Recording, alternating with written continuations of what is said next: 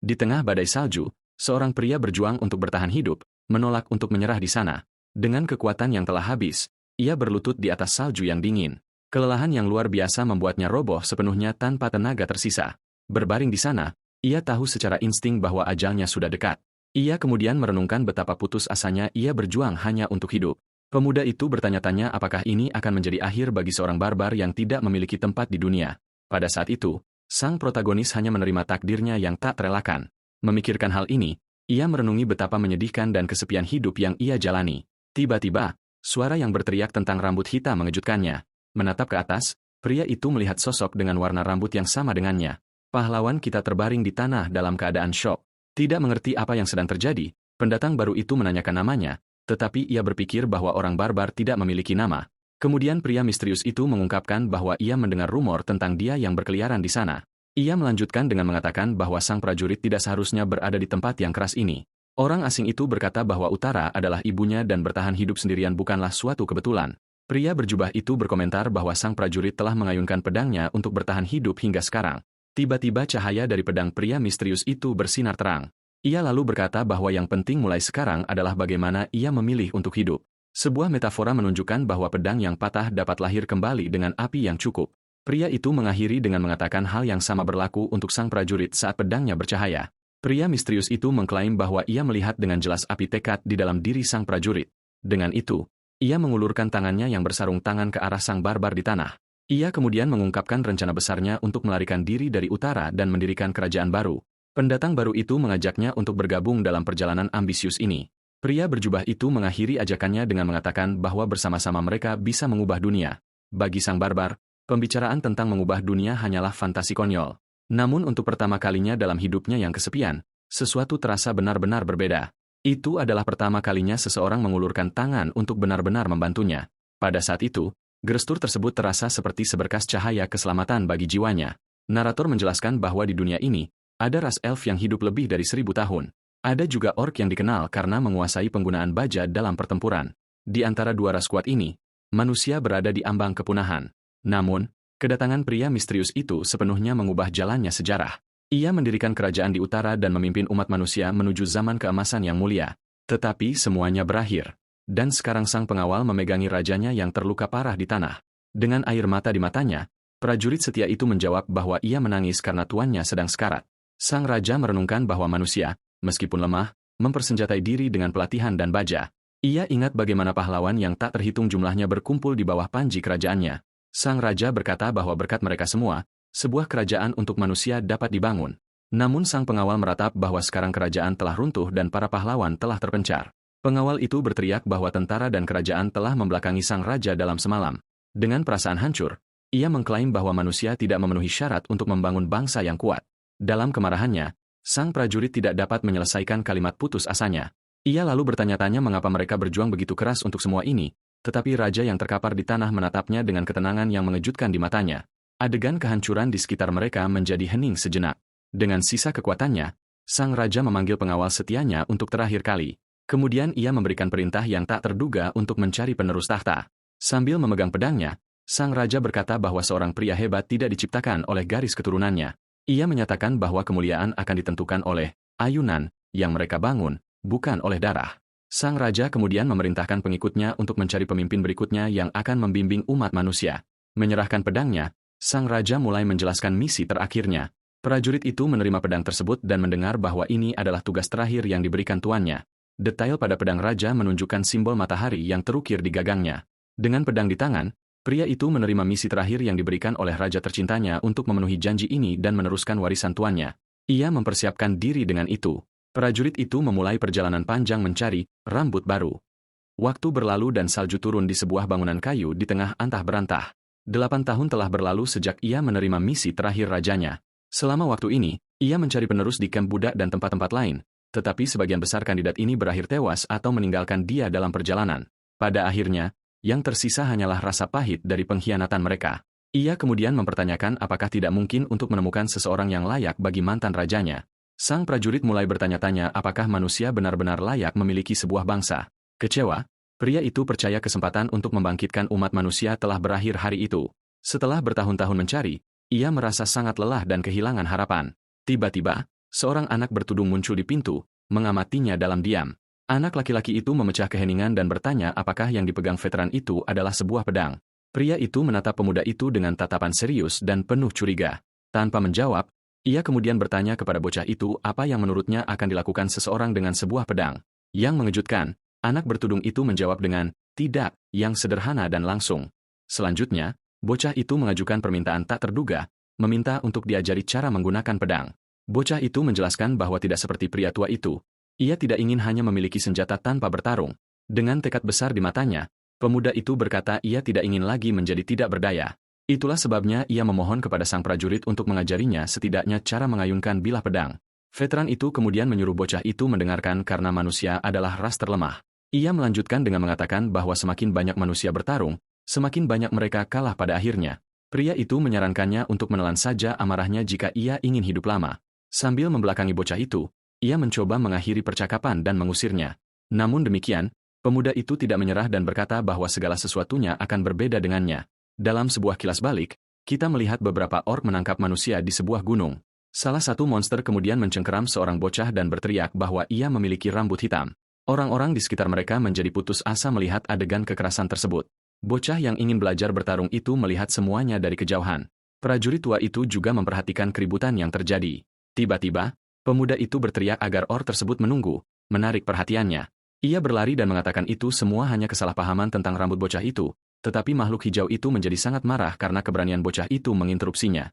Dengan marah, monster itu melemparkan bocah yang satu lagi ke tanah dengan kekuatan besar. Pemuda bertudung itu kemudian berlari untuk membantu bocah yang jatuh. Orc itu melotot ke arah bocah itu dan bertanya-tanya bagaimana seorang manusia berani mencampuri urusannya. Selanjutnya, ia mengambil cambuk dan menyuruh bocah itu bersiap untuk yang terburuk. Sang veteran teringat nasihatnya kepada pemuda itu untuk menelan amarahnya dan tidak melawan. Kedua bocah itu ketakutan oleh ancaman monster raksasa itu. Orc tersebut kemudian mengayunkan cambuknya untuk memukul kedua manusia muda itu. Makhluk itu berteriak agar bocah itu merangkak di tanah seperti cacing. Tetapi tiba-tiba, tangan pemuda itu mulai bersinar dengan cahaya yang sangat terang dengan kecepatan luar biasa. Ia berhasil menghentikan cambuk orc tersebut dengan tangannya. Monster itu syok melihat serangannya dihentikan dengan begitu mudah. Makhluk itu tidak percaya dengan apa yang dilihatnya tepat di depannya. Pahlawan muda itu bertanya apakah bocah yang lain baik-baik saja dan menyuruhnya pergi ke keluarganya. Namun tiba-tiba orc lain muncul dari belakang dan menyerangnya dengan gada raksasa. Hantaman makhluk itu begitu kuat hingga menciptakan kawah di tanah saat benturan terjadi. Monster itu kemudian mengejek manusia karena lemah dan tidak saling membantu. Ia melanjutkan bicaranya, mengatakan bahwa inilah sifat asli umat manusia. Dengan kaki menginjak seorang manusia, orc itu berkata bahwa mereka harus hidup dengan merangkak di tanah.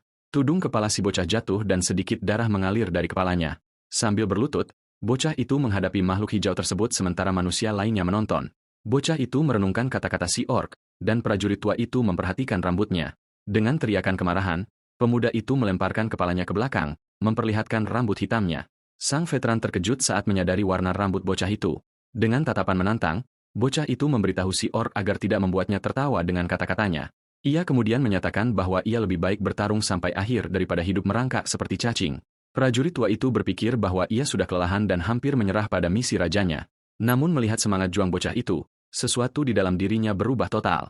Harapan yang telah ia lupakan lahir kembali saat ia menyaksikan pemuda itu maju menghadapi si orc. Makhluk hijau itu menyebutnya manusia sombong dan bersiap menyerang dengan kapaknya.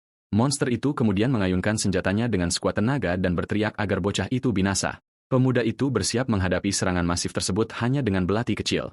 Pada saat itu, cahaya biru muncul di depan bocah itu saat ia menghadapi bahaya. Cahaya biru itu sebenarnya adalah pantulan pedang yang menebas cepat di udara. Di detik terakhir, sang veteran muncul dan melindungi bocah itu dari serangan mematikan si orc. Pemuda itu benar-benar terkejut melihat dirinya diselamatkan oleh pria yang lebih tua. Dengan tatapan penuh tekad, prajurit itu akhirnya menemukan kembali harapan yang sempat hilang. Ia kemudian berpaling kepada bocah di tanah dan bertanya mengapa ia tidak menyerah bertarung. Bocah itu menjawab dengan keyakinan besar bahwa ia hanya ingin mengubah keadaan. Sebuah visi tentang pemuda itu sebagai seorang raja menunjukkan potensi besar yang ia bawa di dalam dirinya. Bocah itu mengakhiri dengan mengatakan bahwa ia ingin mengubah dunia. Dan sang veteran sepertinya akhirnya mengerti. Dengan pedang di tangan, pria itu berkata bahwa keberanian bocah itu membuatnya berubah pikiran. Mendengar kata-kata ini, pemuda berambut hitam itu menatapnya dengan ekspresi terkejut. Sang veteran kemudian dengan tegas menyatakan bahwa ia akan menjadikannya raja ksatria hebat berikutnya. Dengan itu, sang veteran menyerjang maju dan dengan satu tebasan, ia menjatuhkan makhluk hijau tersebut. Monster itu kemudian jatuh ke tanah tak bernyawa sementara rekannya berdiri syok, tidak percaya. Atas hal ini, Or tersebut bertanya-tanya apakah pria itu mungkin seorang pensiunan prajurit karena kehebatannya. Selanjutnya, sang pendekar pedang menarik bocah itu untuk melarikan diri sementara makhluk itu berteriak agar mereka memanggil Surgeent. Tetapi pemuda berambut hitam itu ragu-ragu karena mengkhawatirkan orang lain, dan pria yang lebih tua itu memberinya tatapan serius. Tiba-tiba, energi api yang kuat meledak di depan mereka, menghempaskan sang prajurit kembali. Matanya bersinar oranye saat ia menggenggam pedangnya dengan erat. Pada saat itu, si bocah ketakutan melihat Or raksasa dengan senjata yang bersinar terang. Ia kemudian menyadari bahwa energi itu adalah aura, dan sang Surgeent muncul dengan kapak apinya. Makhluk merah itu mempertanyakan apakah pria di depannya hanyalah seorang ksatria biasa. Kemudian pedang sang veteran terlempar kuat menjauh darinya, tertancap di salju. Putus asa, bocah itu berteriak agar pria itu lari karena Surgeent jauh lebih kuat. Monster raksasa itu menatap tajam sang prajurit, bersiap untuk pertarungan yang akan dimulai. Or itu kemudian menyadari bahwa lawannya tidak menggunakan aura dan merasa kecewa dengan pertarungan tersebut. Sambil meraih bilahnya, sang veteran berpikir sudah lama sejak ia merasakan sensasi ini. Ia mengakui bahwa ia hanyalah manusia biasa yang tidak bisa menggunakan aura dan tidak pernah menjadi ksatria. Namun, sebuah detail pada hilt, gagang, pedangnya menunjukkan simbol matahari yang bersinar terang. Dengan kapak apinya, Or itu menyerang sekuat tenaga, berteriak agar manusia itu jatuh. Meski tanpa aura, sang prajurit menahan pukulan tersebut, menyatakan bahwa ia tidak pernah mundur dalam hidupnya. Dengan gerakan cepat, ia menghindar dari serangan dan menyerjang monster itu dengan pedangnya. Or itu berteriak murka, tidak percaya pada ketahanan manusia biasa tersebut. Ia heran bagaimana seseorang tanpa aura bisa bertarung melawannya seperti itu. Sang prajurit kemudian merenung bahwa ia telah berada di ambang batas antara hidup dan akhir berkali-kali. Dan dalam semua pengalaman itu, ia akhirnya menyadari sebuah kebenaran yang sangat penting. Dengan bilahnya, ia sekali lagi berhasil menahan kapak api sang Surgeent. Benturan senjata mereka menciptakan percikan api, menunjukkan intensitas pertempuran yang luar biasa. Ia menemukan bahwa ilmu pedang murni dapat mengatasi perbedaan kekuatan aura yang besar. Dengan gerakan yang presisi, sang veteran berhasil mendaratkan luka di wajah monster itu. Makhluk itu terkejut. Tidak percaya ia terluka oleh manusia biasa. Marah, sang Surgeent berteriak bahwa ia tidak bisa dikalahkan oleh seseorang yang begitu lemah. Namun pendekar pedang itu bersiap untuk menunjukkan kekuatan sebenarnya dari teknik pedangnya. Monster itu kemudian menyerang dengan seluruh kekuatannya menggunakan kapak api raksasanya. Pria berambut putih itu berkata ia akan menunjukkan apa yang telah ia pelajari. Ia kemudian dengan kuat menancapkan ujung pedangnya ke tanah bersalju, dan ia mengumumkan bentuk pertama dari pedang utara, yang merupakan fondasi dari seluruh ilmu pedangnya. Teknik ini setenang salju dan semematikan udara yang membeku. Ia membawa ketenangan yang menuntun lawan langsung menuju akhir mereka. Dengan kelincahan luar biasa, sang prajurit menghindar, menyelinap di bawah serangan Surgeent. Matanya menunjukkan konsentrasi total dari seorang master pedang sejati. Pada saat itu, monster tersebut menyadari ada yang salah, dan tubuhnya membeku sesaat. Dengan tatapan penuh tekad, sang prajurit maju dengan pedangnya untuk mengakhiri pertarungan. Monster merah itu menyeringai sombong, tidak menyadari apa yang akan terjadi. Dalam sekejap mata, sang veteran melewatinya dengan satu tebasan bersih dan final ke leher. Melihat ini, bocah berambut hitam itu benar-benar terkejut dengan pemandangan yang baru saja disaksikannya. Pendekar pedang itu kemudian berkata bahwa inilah ilmu pedang utara yang memungkinkan manusia untuk menguasai seluruh wilayah dengan kekuatan yang melampaui musuh terkuat sekalipun. Terjatuh di tanah, pemuda itu mengamati tubuh makhluk tersebut, tidak percaya akan kekuatan pria itu. Tatapannya berubah menjadi kekaguman murni bagi prajurit tersebut. Ia kemudian menyadari bahwa teknik itu tidak hanya cepat, tetapi juga tajam dan berat. Bocah itu bertanya-tanya bagaimana manusia biasa bisa menguasai ilmu pedang yang begitu kuat. Pria berambut putih itu berbalik dan menanyakan nama pemuda itu, yang merasa terkejut. Ia kemudian menjawab bahwa ia tidak pernah memiliki nama sejak lahir dan tidak tahu harus berkata apa. Sang veteran mengamati bocah itu dan mencatat bahwa dia kecil dan tidak memiliki fisik yang kuat, tetapi rambut dan mata hitamnya identik dengan mantan raja-raja terdahulu, dan itu mengubah segalanya.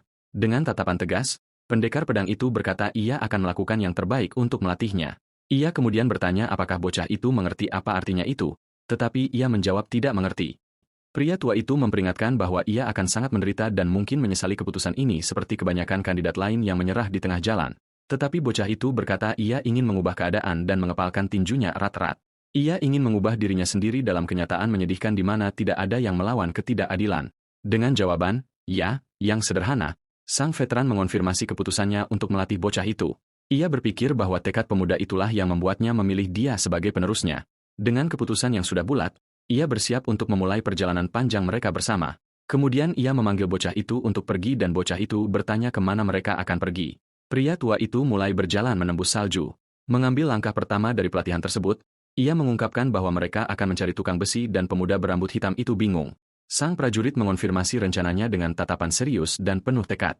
Ia kemudian menjelaskan bahwa tujuannya adalah untuk menempa pedang baru bagi muridnya. Sementara itu, orc lain tiba di lokasi pertempuran dan menemukan tubuh sang Surgeent. Salah satu dari mereka berkata para budak memberitahu bahwa seorang pensiunan prajurit melakukan ini. Pemimpin kelompok mendengarkan laporan itu dengan ekspresi serius dan termenung, tetapi monster lain memberitahu mereka bahwa orang yang bertanggung jawab atas kematian sang Surgeent tidak menggunakan aura. Orang-orang di sana terkejut, merasa mustahil untuk mengalahkan seorang Surgeent tanpa memiliki aura. Sang ketua kemudian berkata bahwa musim dingin akan segera tiba, yang akan mempersulit pengejaran apapun. Ia menjelaskan bahwa prajurit orc terkuat sekalipun tidak akan mampu bertahan di musim dingin utara. Seorang bawahan bertanya apakah mereka akan membiarkan para buronan itu kabur, dan sang pemimpin menjawab tidak. Ia mengatakan bahwa saat mereka dipindahkan ke kamp baru, mereka akan menemukan keduanya. Dengan begitu, mereka bisa menyelesaikan seluruh situasi ini tanpa ada orang lain yang tahu. Sang ketua memutuskan untuk menyembunyikan apa yang terjadi di sana untuk saat ini. Dan ketika mereka menemukan keduanya, mereka akan memastikan tidak ada seorang pun yang akan pernah tahu apa yang telah terjadi. Lanskap yang membeku memperlihatkan pegunungan yang tertutup salju saat pasangan itu melanjutkan perjalanan mereka. Pada saat itu, si bocah mengunyah sepotong daging kering dengan susah payah, tampak sangat lelah. Ia kemudian memberitahu tuannya bahwa ia sudah kenyang, tetapi pria yang lebih tua itu bersikeras agar ia makan satu potong lagi. Sang pendekar menggerutu, merasa khawatir dengan kondisi fisik murid barunya. Ia berpikir jika ia mencoba mengajari bocah itu sekarang, dia akan pingsan dalam waktu kurang dari sehari. Namun beruntung, pemuda itu berasal dari utara, jadi dengan makanan dan latihan, tubuhnya akan segera menjadi kuat. Setelah beberapa saat, sang veteran mengumumkan bahwa mereka akhirnya sampai di tujuan. Keduanya kemudian mengamati sebuah desa yang tertutup salju dari kejauhan, yang terletak di antara pegunungan. Si bocah merasa takjub karena ini adalah pertama kalinya ia mengunjungi desa lain.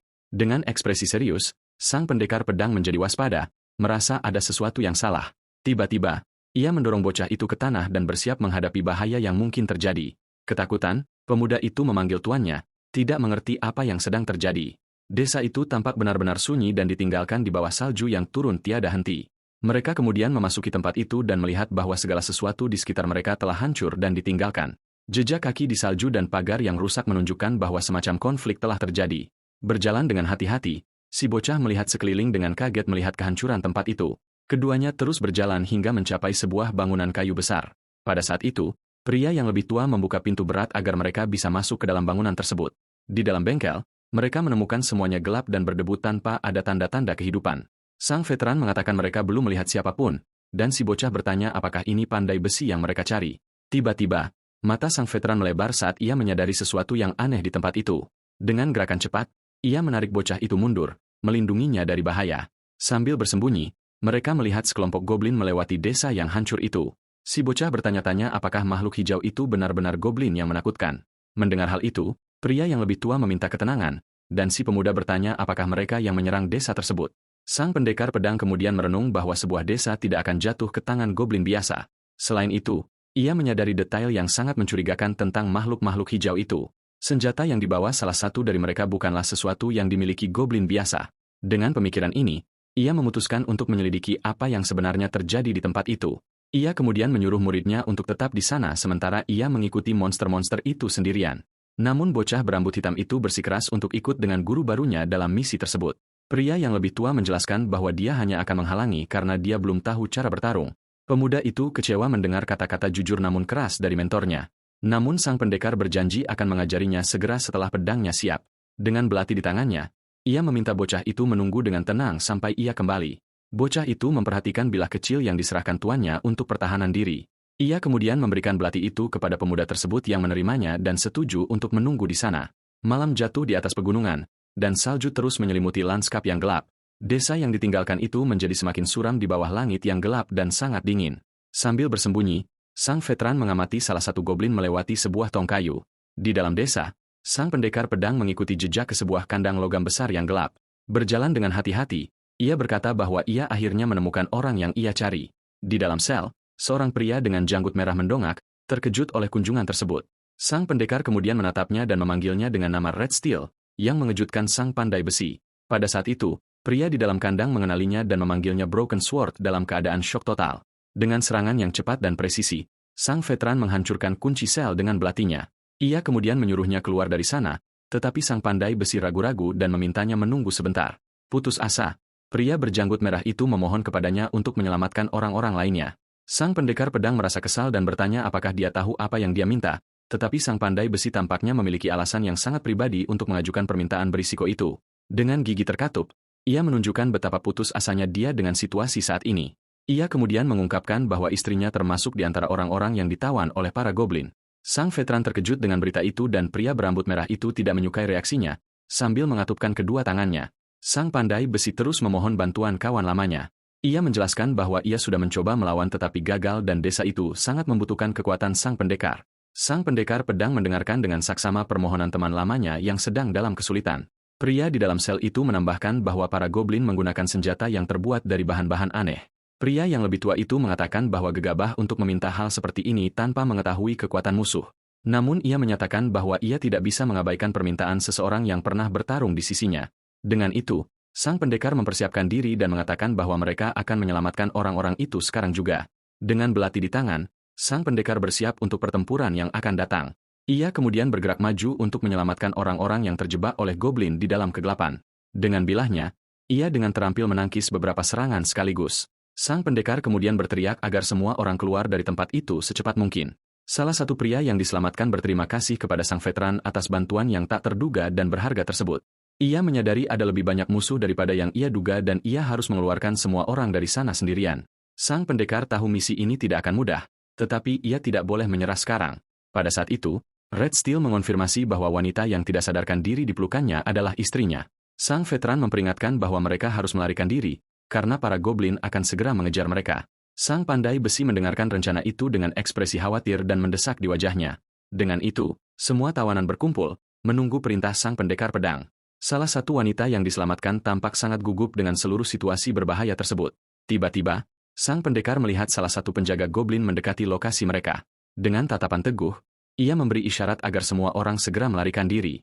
Makhluk-makhluk hijau itu menyadari pergerakan tersebut dan bergegas menyerang para tawanan. Ia berteriak agar semua orang lari sementara ia menahan monster-monster itu sendirian. Sang veteran bersiap menghadapi gerombolan goblin.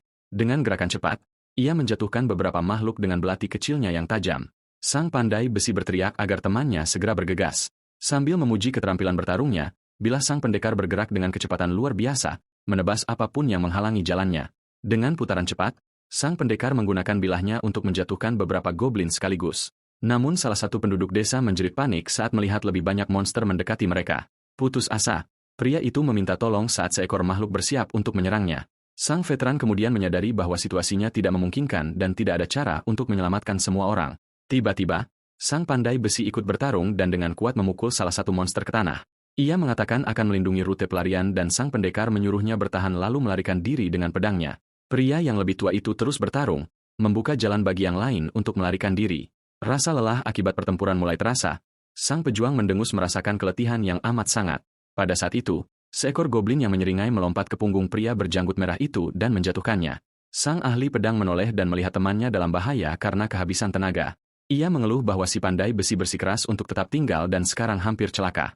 Makhluk hijau itu mengangkat senjata berbentuk kaitnya untuk menghabisi pria yang terjatuh itu. Sang veteran menyadari bahwa semuanya sudah terlambat dan dia tidak akan sempat menolong.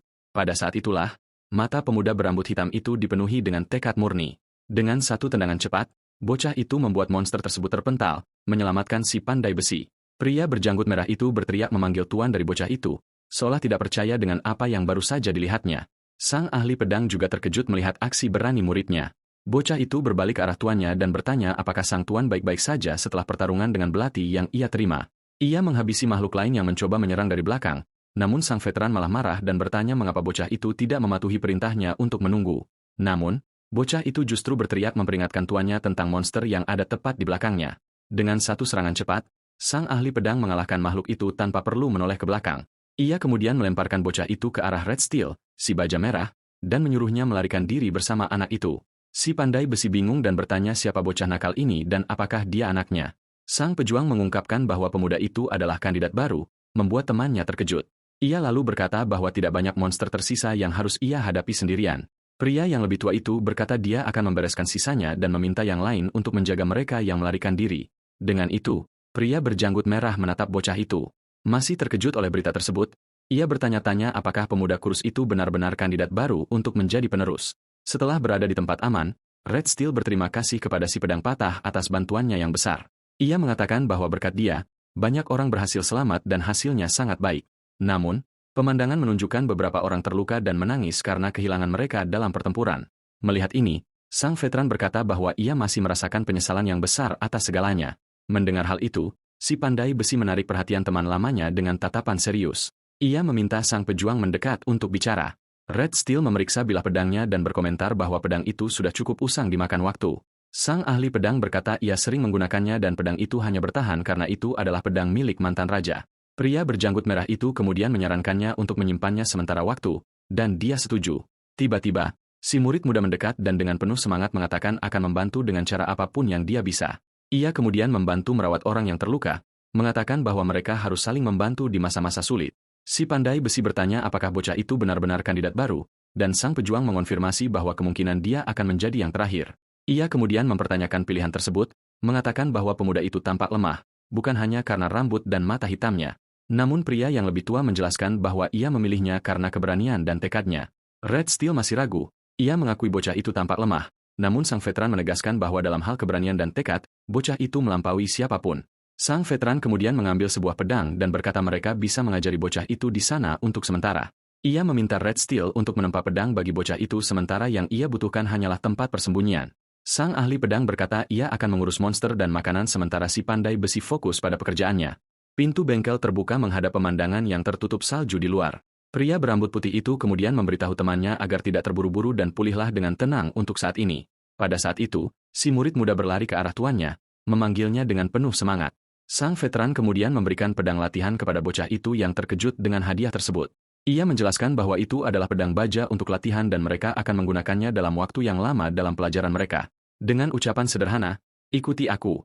Sang guru mulai berjalan menembus salju, memulai pelatihan. Keduanya berjalan berdampingan melewati bentang alam putih, meninggalkan jejak kaki di belakang mereka. Pria yang lebih tua menjelaskan bahwa awal musim dingin meninggalkan jejak dan mereka harus tetap waspada setiap saat. Ia melanjutkan pelajaran, mengatakan bahwa menahan salju di dalam mulut itu baik saat menunggu dalam pengintaian. Bocah itu menebak bahwa itu untuk menyembunyikan napasnya, dan tuannya tampak senang dengan jawaban itu. Sang veteran memujinya, mengatakan bahwa mendengarkan itu penting, tetapi memahami sesuatu sendiri adalah hal yang esensial. Sambil tersenyum, pria berambut putih itu menepuk kepala bocah itu, yang merasa senang dengan pujian tersebut. Tiba-tiba, mata pemuda itu terbelalak karena terkejut, seolah-olah dia telah melihat sesuatu yang mengerikan. Pasangan itu kemudian tiba di sebuah kota berbenteng besar yang tertutup salju di tengah pegunungan. Melihat ini, sang guru mengingatkan bocah itu bahwa dia pernah berkata ingin mengubah dunia. Pemuda itu mendengarkan dengan penuh perhatian. Sang guru melanjutkan bahwa untuk mencapai itu, bocah itu harus menjadi seorang raja. Sang veteran mengungkapkan bahwa banyak kandidat lain telah mencoba, tetapi mereka semua menyerah atau binasa. Dengan itu, ia memberi pemuda itu kesempatan terakhir untuk melarikan diri jika dia merasa tidak mampu melakukannya. Bocah itu merasa dirinya terlalu kecil untuk tugas tersebut, tetapi pria yang lebih tua berkata bahwa bermimpi besar itu tidak salah. Ia menggunakan metafora bahwa embusan angin kecil bisa berubah menjadi badai yang ganas dan tunas kecil suatu hari nanti bisa menjadi pohon yang merangkul seluruh hutan. Sang guru berkata permulaannya memang rendah hati, tetapi ia tidak ragu akhirnya akan mulia. Dengan keyakinan ini, ia memulai pelatihan, menjelaskan bahwa pedang dari utara memiliki 20 jurus. Tekniknya terasa berat sekaligus ringan, terstruktur namun tanpa bentuk tetap. Ia kemudian memperagakan kuda-kuda utama, tinggi, tengah, dan rendah. Gerakan dasar kemahiran pedang meliputi menusuk, menebas, dan menghindar. Jurus-jurus dari teknik ini membawa kehalusan yang mampu menjebak lawan manapun. Dan kehalusan yang sama ini ibarat musim dingin tajam yang mampu memotong baja ork terkuat sekalipun. Ia mengakhiri pelajaran dengan mengatakan bahwa tidak ada yang tetap dan bocah itu harus berusaha tanpa henti. Bersamaan dengan itu, cahaya intens bersinar mengikuti gerakan pedang sang guru di udara dingin. Bilah pedang sang veteran memancarkan cahaya keemasan, menunjukkan kekuatan penuh dari teknik tersebut. Matanya juga bersinar dengan energi emas yang sama dengan pedangnya yang mengesankan. Murid muda itu menyaksikan dengan kagum demonstrasi kekuatan gurunya. Dengan tatapan penuh pertimbangan, sang veteran memutuskan untuk memberi nama kepada murid barunya. Pemuda berambut hitam itu menatapnya dengan tekad, sambil menggigit ranting di mulutnya. Pria yang lebih tua itu memecah keheningan untuk berbicara dengan bocah itu. Tiba-tiba, sang ahli pedang memanggil bocah itu dengan nama Snowy, dan dia merasa bingung. Sang pejuang menjelaskan bahwa muridnya tidak bisa selamanya tanpa nama. Ia mengungkapkan ingin memberinya nama dan mengulangi kata, Snowy. Dengan senyum tipis, Sang mentor bertanya apa pendapat bocah itu tentang sarannya. Murid muda itu menghadap sinar matahari, tampak sangat emosional dengan usulan tersebut. Matanya bersinar terang, memantulkan cahaya dan emosi dari momen spesial itu. Pemuda yang sekarang bernama Snowy itu berkata bahwa ia akan berusaha sangat keras mulai sekarang. Dengan tatapan penuh tekad, ia meminta tuannya untuk membimbingnya. Pada saat itu, takdir guru dan murid tersebut saling bertautan selamanya. Apa yang dimulai sebagai ikatan untuk memenuhi janji kepada mantan raja akan segera menjadi awal dari cobaan yang penuh keringat dan usaha keras, dan itu akan berubah menjadi perjalanan agung yang selamanya terukir dalam lembaran sejarah. Maka, pasangan itu melanjutkan perjalanan mereka, berjalan bersama melalui pemandangan yang tertutup salju. Sang veteran berkomentar bahwa muridnya tampak jauh lebih ceria dari biasanya. Pemuda itu menjawab bahwa ini adalah pertama kalinya dia memiliki nama dan jantungnya berdegup kencang. Dengan itu, sang guru mengumumkan bahwa mulai sekarang dia harus datang ke lapangan latihan saat fajar. Dengan penuh semangat, Snowy berjanji bahwa dia akan bekerja sangat keras agar tidak mengecewakan mentornya. Dengan tatapan penuh tekad, Snowy berpikir bahwa dia akan memenuhi harapan tuannya. Tiba-tiba, mata sang veteran terbelalak saat dia merasakan sesuatu yang aneh di udara. Pada saat itu, sekelompok gagak yang terkejut terbang menjauh, menandakan adanya bahaya di dekat sana. Salah satu gagak tampak menatap pasangan itu dengan tatapan sinis dan sangat mengintimidasi. Anak laki-laki itu menjadi tegang melihat pemandangan tersebut dan merasakan firasat bahwa sesuatu yang buruk akan terjadi. Melihat hal itu, sang guru memanggil nama muridnya untuk memperingatkannya tentang apa yang akan datang. Dia kemudian memberi isyarat untuk diam dan meminta bocah itu mengikutinya tanpa mengeluarkan suara. Saat mereka semakin dekat, mereka melihat sebuah desa yang hancur total di tengah salju. Keduanya mengamati kehancuran tersebut, merasa terguncang oleh pemandangan yang mereka temukan di tanah. Mereka menemukan beberapa mayat berserakan yang menunjukkan kebrutalan serangan tersebut. Sang veteran berkomentar bahwa para korban tampaknya hanyalah petani yang tinggal di sana. Dia kemudian menyadari bahwa penduduk desa tertangkap basah dalam sebuah penyergapan. Murid muda itu ngeri melihat pemandangan kehancuran tersebut. Tepat di depan mereka, dari sebuah atap, mereka mengamati desa, mencoba memahami apa yang terjadi. Sambil bersembunyi, mereka melihat sekelompok goblin berkeliaran di antara mayat-mayat penduduk desa. Betapa terkejutnya mereka, beberapa penduduk desa ternyata masih hidup, terperangkap di dalam kandang.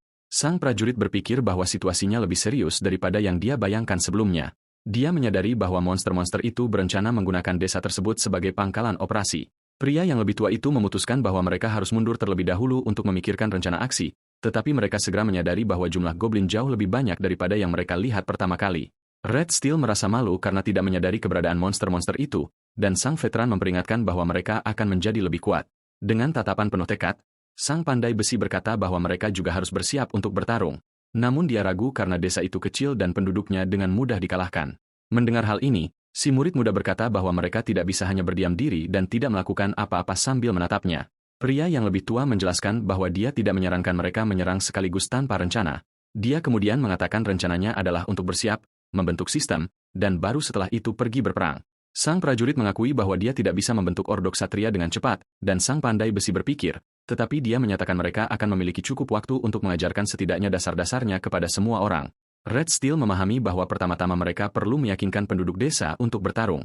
Dengan itu, dia memutuskan akan berbicara secara pribadi dengan kepala desa tentang rencana tersebut. Sementara itu, sang veteran mengawasi Snowy muda yang berlatih sendirian di luar di tengah salju. Dengan konsentrasi tinggi, bocah itu melatih serangan vertikal dengan pedang latihannya. Ujung bilahnya berhenti tepat sebelum menyentuh tanah, menunjukkan kontrol yang dia pelajari, tetapi bocah itu tampak frustrasi dengan kemajuannya dan mengatakan itu masih belum cara yang benar. Gurunya kemudian mendekat dan menenangkannya, mengatakan bahwa dia tidak perlu terburu-buru untuk belajar.